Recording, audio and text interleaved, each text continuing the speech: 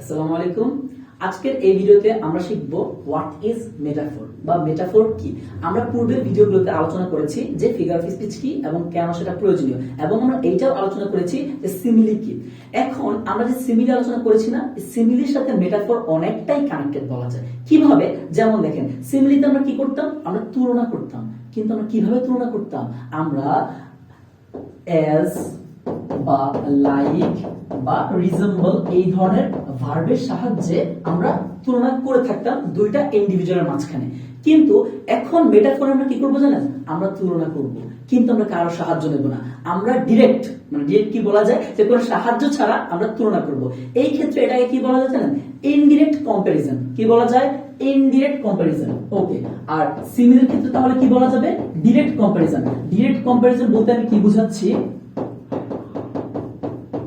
দেখেন, direct comparison বলতে আমি বুঝাচ্ছি যে লাইক বা এজ এর সাহায্য নিয়ে করতেছে, কিন্তু এখানে কম্পারিজন করতেছে কিন্তু ইনডিরেক্ট, কারো সাহায্য নিচ্ছে না। ওকে, ক্লিয়ার? তাহলে আমরা কি বুঝলাম? যে মেটাফর হচ্ছে দুটি বস্তুর মাঝখানে তুলনা করা হয় কিন্তু কারো সাহায্য নেওয়া হয় না। সাহায্য বলতে কার সাহায্য?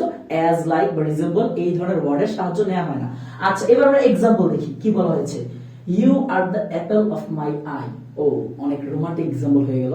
আচ্ছা, সাধারণত থেকে একজন বা তুমি বা কোনো মেয়েকে একটা মানুষের কি বলা যায় যে চোখের অ্যাপল কিছু একটা টাইপ হতে পারে? নো, এটা কিন্তু ইন রিয়েল সেন্স এটা পসিবল না। কিন্তু এটা কোথায় পসিবল জানেন? ফিগার অফ স্পিচ বা লিটারেচারে পসিবল। লিটারেচার আসলে অনেক কিছুই পসিবল। গরু আকাশে উঠতে পারে, মাছও কি বলে যে রাস্তায় হাঁটতে পারে। ফিগার অফ স্পিচে সবকিছুই সম্ভব। ওকে, আচ্ছা, তো তার মানে আমরা কি দেখলাম? যে মেটাফর কি করা হচ্ছে এখানে? তোমার সাথে এই যে ইউ এর সাথে কার তুলনা দেওয়া হচ্ছে? Apple of my I. Clear? কিন্তু অ্যাপল অফ মাই যে তুলনা করা হচ্ছে এখানে কোন প্রকার অ্যাজ বা লাইকের সাহায্য নেওয়া হচ্ছে না। তার মানে এটা কিসের এক্সাম্পল হবে? এটা হবে মেটাফর। ওকে, আমরা যদি একটু ফার্দার এক্সাম্পল দেখি। আচ্ছা, ফার্দার এক্সাম্পল কি বলা আছে? লিজা ইজ এ রোজ। আচ্ছা, প্রথম কথা হচ্ছে লিজা কি অ্যাকচুয়ালি রোজ হতে পারে? কিন্তু না, আমরা কি কার সাথে কার তুলনা করতেছি? লিজার সাথে আমরা রোজের তুলনা করছি। আমরা এখানে কার সাহায্য নিচ্ছি? না, নিচ্ছি না। তার মানে এটা কিসের এক্সাম্পল হবে? এটা একটা মেটাফর এক্সাম্পল হবে। ওকে, তারপরে কি? ফেম ইজ এ বি। ফেম আশা করি সবাই সেটা জানে। ফেম অর্থ কি? খ্যাতি।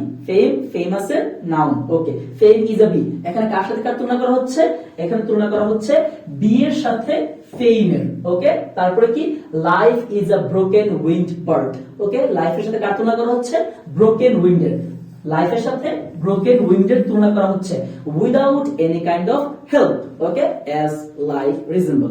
সো আমরা লং স্টোরি শর্ট করি, সেটা হচ্ছে যে কি আমাদের ফাইনাল স্টেটমেন্ট হচ্ছে যে কোন একটা বাক্যে যদি দুটো ইন্ডিভিজুয়ালের মাঝখানে তুলনা করা হয় এবং কোন প্রকার অ্যাজ বা লাইক বা রিজনেবল সাহায্য না নেওয়া হয় তাহলে সেটা হবে কিসের এক্সাম্পল? মেটাফর। Thank you.